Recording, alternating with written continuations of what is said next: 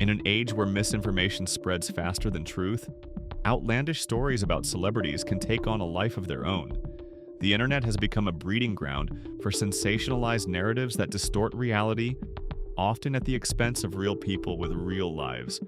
Today we're diving into recent claims about Aerosmith frontman Steven Tyler that have been circulating online, separating fact from fiction to reveal what's really happening with the rock legend in 2025. The proliferation of false stories about celebrities isn't just a harmless internet phenomenon. It represents a troubling trend that can cause genuine harm to reputations built over decades. In a media landscape where attention is currency, we believe accuracy shouldn't be sacrificed for engagement. This investigation into claims about Steven Tyler represents our commitment to responsible reporting on public figures. You may have seen alarming headlines or videos claiming Steven Tyler has been sentenced to life imprisonment, or that he's facing serious legal consequences. These fabricated stories often come packaged with dramatic narratives about courtroom scenes and tearful goodbyes. The fictitious accounts typically follow a similar pattern: allegations of shocking criminal behavior, secret court proceedings, and supposed first-hand accounts from insiders. Some versions even include elaborate details about Tyler's supposed final moments before incarceration, creating a compelling but entirely fictional narrative designed to generate views and shares. But before you share that shocking video or post, let's examine what's actually happening with the Aerosmith frontman. The gap between these sensationalized stories and reality is vast, highlighting how easily misinformation can flourish when emotional appeal overrides critical thinking. The persistence of these false narratives demonstrates the power of sensationalism in our digital ecosystem, where the most shocking claims often travel farthest, regardless of their basis in fact. The reality about Steven Tyler is far from the sensationalized fiction being spread online. The truth centers on his health, specifically a serious vocal injury that changed the trajectory of Aerosmith's final chapter. This medical situation, not fictional legal troubles, has been the defining challenge in Tyler's recent professional life, forcing significant changes to plans that had been years in the making. In August 2024, Aerosmith announced their retirement from touring after Tyler suffered a significant vocal injury. The band made a heartfelt statement explaining that Steven's voice is an instrument like no other, and that despite working tirelessly with the best medical team, a full recovery from his vocal injury is not possible. This announcement came after months of speculation among fans about whether the band would be able to continue their farewell tour, which had been put on hold the previous year due to Tyler's initial injury. The injury occurred in September 2023, when Tyler fractured his larynx during a performance on what was supposed to be Aerosmith's farewell tour. This injury forced the band to cancel their remaining tour dates, and eventually led to their retirement from live performances. The incident happened just 3 shows into their Peace Out the Farewell tour, during a performance in Elmont, New York on September 9, 2023. What initially seemed like a temporary setback that would require a few weeks of rest ultimately revealed itself to be a career-altering injury for the then 75-year-old rock vocalist. Initially, there was hope that Tyler would recover enough to continue the tour, which had been rescheduled for 2024. Doctors and vocal specialists worked with the singer for months, attempting various treatments to restore his iconic voice to its former power. However, his vocal damage proved too severe, leading to the difficult decision to permanently retire from touring. For a band that had been performing live for over 5 decades, this represented not just the end of a tour, but the conclusion of a central chapter in their storied career. This health situation, not any fictional legal troubles, is what has actually affected Tyler's career and Aerosmith's touring plans. The band's statement acknowledged the emotional impact of this decision, describing it as heartbreaking and difficult, but necessary. For fans who had hoped to see Aerosmith one final time, the news was equally disappointing, especially since the farewell tour had been designed as a celebration of the band's 50-plus years of music. Despite the end of Aerosmith's touring days, Tyler has not disappeared from public life or been imprisoned as false narratives suggest. He continues to be active in the music industry and in his charitable endeavors, appearing at select events where he can perform in a more controlled environment that accommodates his vocal limitations. These appearances demonstrate his ongoing commitment to his art and his fans, even as he adapts to new physical constraints. In fact, earlier this year in February 2025, Tyler returned to the stage for the first time since Aerosmith's retirement announcement. He performed at his annual Jam for Janie Grammy viewing party and benefit concert at the Hollywood Palladium in Los Angeles. This event showcased his enduring passion for music while supporting a cause close to his heart, Janie's Fund, the initiative he founded to help girls and young women who have experienced trauma. The benefit demonstrated that while Tyler's touring days with Aerosmith may be over, his commitment to making music and making a difference remains unwavering. During this special event, Tyler performed a 6-song set that included Aerosmith classics like Dream On and Walk This Way, with special guests including Lainey Wilson and Jessie J. He was even joined by Aerosmith bassist Tom Hamilton for some of the performances. Footage from the event showed Tyler in good spirits, interacting warmly with fellow musicians and the audience. While his voice showed signs of the injury that ended Aerosmith's touring career, his performance energy and stage presence remained impressive for a performer now in his late 70s. More recently, in early May 2025, Tyler and Aerosmith guitarist Joe Perry performed together for the first time in nearly 2 years at a private benefit concert in San Francisco for Janie's Fund. This reunion of the Toxic Twins, as Tyler and Perry were often called, delighted fans who feared they might never see the duo perform together again.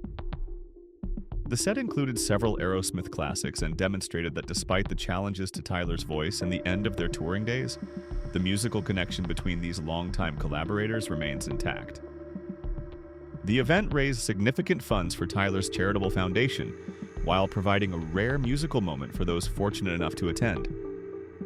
Looking ahead, Tyler is scheduled to appear at Black Sabbath's farewell show in July 2025, an event called Back to the Beginning, taking place at Villa Park in Birmingham, where he'll join an impressive lineup of rock legends.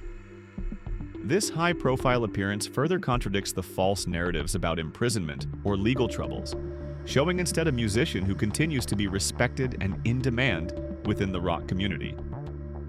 The event, which will feature the final performances of both Black Sabbath and Ozzy Osbourne as a solo artist, represents a significant moment in rock history, one that Tyler will be part of despite the limitations on his vocal capabilities. Beyond these musical appearances, Tyler continues his philanthropic work with Janie's Fund, which he founded in 2015. Named after Aerosmith's hit, Janie's Got a Gun, the organization provides resources for girls who have experienced abuse and neglect. This ongoing commitment to helping vulnerable young women reflects Tyler's dedication to using his fame and resources to address serious social issues, even as his performance schedule has necessarily become more limited due to his health.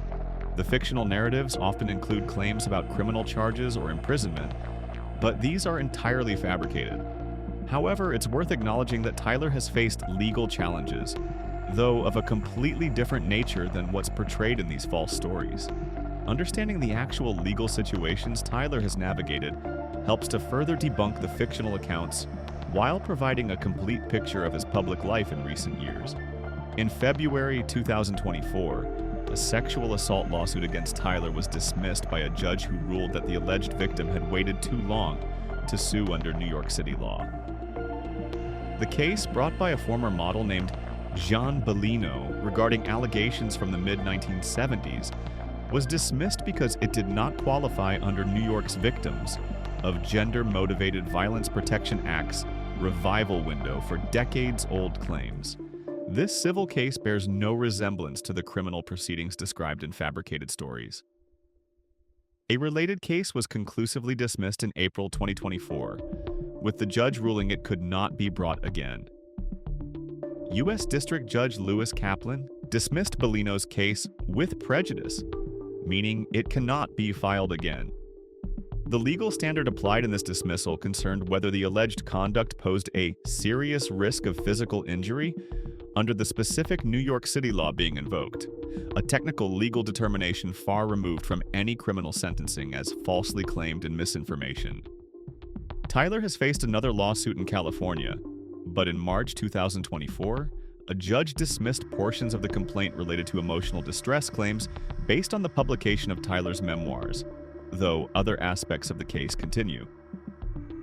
This lawsuit, filed by Julia Misley, formerly Julia Holcomb, alleges events from the 1970s when Tyler was in his 20s and Misley was a teenager. While this case involves serious allegations, it is a civil matter proceeding through normal legal channels, not a criminal case resulting in imprisonment as falsely claimed in viral content. These civil legal matters bear no resemblance to the fictional criminal proceedings described in fabricated stories circulating online. They involve allegations from decades ago being addressed through proper legal channels, with some claims being dismissed based on legal standards concerning time limitations and jurisdiction.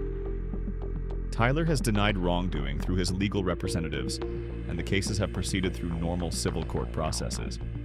A far cry from the dramatic criminal scenarios portrayed in viral misinformation. The spread of false information doesn't just mislead fans, it can cause real harm to real people. When fabricated stories about imprisonment or serious crimes go viral, they can damage reputations, cause emotional distress, and even impact business relationships. For someone like Tyler, who has spent decades in the public eye, such falsehoods can unfairly tarnish a legacy built over a lifetime in music. The damage extends beyond the individual to family members, colleagues, and business partners, who may also suffer consequences from widespread misinformation. For musicians like Tyler, who have dedicated their lives to their art and fans, such falsehoods can overshadow their actual legacy and current work, including their charitable initiatives. Rather than conversations focusing on Aerosmith's musical contributions or Tyler's work with Janie's fund, attention gets diverted to addressing and debunking sensationalized fabrications. This diversion of public attention from meaningful work to fictional scandals represents a significant cost of our current information ecosystem. The impact extends to fans as well, who may experience unnecessary distress over false information about artists they admire. The emotional connection many feel to musicians whose work has been a soundtrack to their lives means that news of supposed imprisonment or legal troubles can cause genuine anxiety and confusion. When fans share such misinformation out of concern, they unknowingly become part of the problem, amplifying falsehoods to their own networks and contributing to the spread of harmful content. So, why do these false narratives spread so easily? The mechanics of misinformation reveal much about our current media ecosystem and human psychology. Understanding these factors helps us become more discerning consumers of information, in an age where distinguishing fact from fiction has become increasingly challenging. Sensational claims get more clicks and shares than straightforward news. Content creators who prioritize engagement over accuracy may intentionally craft misleading titles and stories to capture attention. The economic incentives of our digital attention economy often reward the most shocking content rather than the most accurate. As long as engagement metrics drive revenue, the temptation to sensationalize will remain strong for certain content creators. Social media algorithms often amplify emotionally charged content regardless of its accuracy. These algorithms are designed to maximize user engagement, which often means prioritizing content that provokes strong emotional reactions, whether those emotions are based on factual information or not.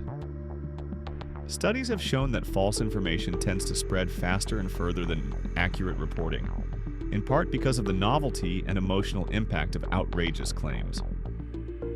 Without fact-checking, false information can spread globally in minutes. The speed at which content can now circulate globally outpaces traditional verification processes, creating an environment where misinformation can reach millions before corrections can catch up. By the time fact checks emerge, the false narrative may already be firmly established in the public consciousness, making it difficult to dislodge even with compelling evidence. The problem is compounded by confirmation bias, our tendency to more readily accept information that aligns with our existing beliefs.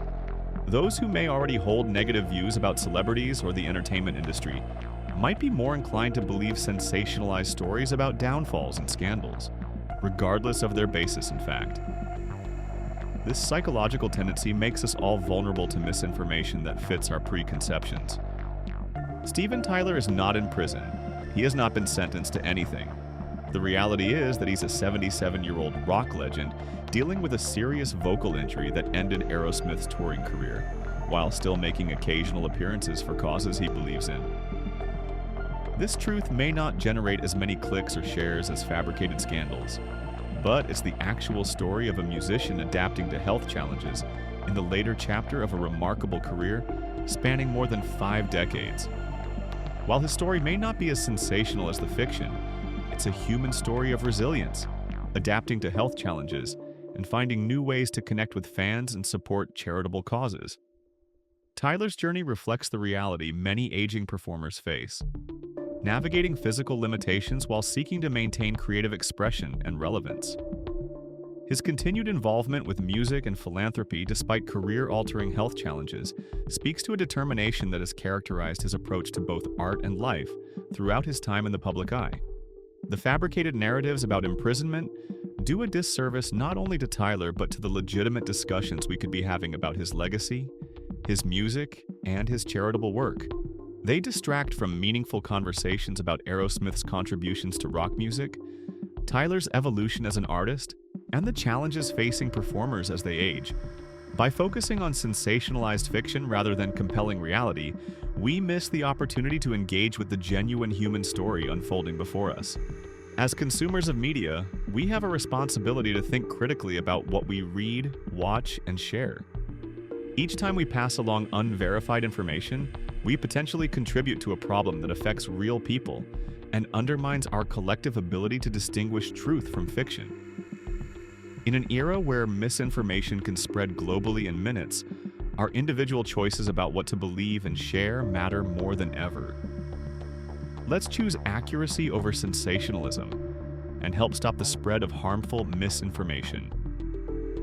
By applying critical thinking skills to the content we consume, seeking verification before sharing, and prioritizing reliable sources over sensational claims, we can each play a part in creating a healthier information ecosystem.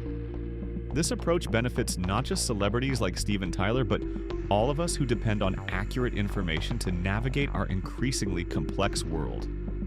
If you found this video helpful, please like, subscribe, and share it with someone who might benefit from knowing the truth. By spreading accurate information, you become part of the solution to the misinformation challenge we all face. Thanks for watching, and remember, in a world where falsehoods travel at the speed of light, taking a moment to verify before sharing is one of the most valuable contributions you can make.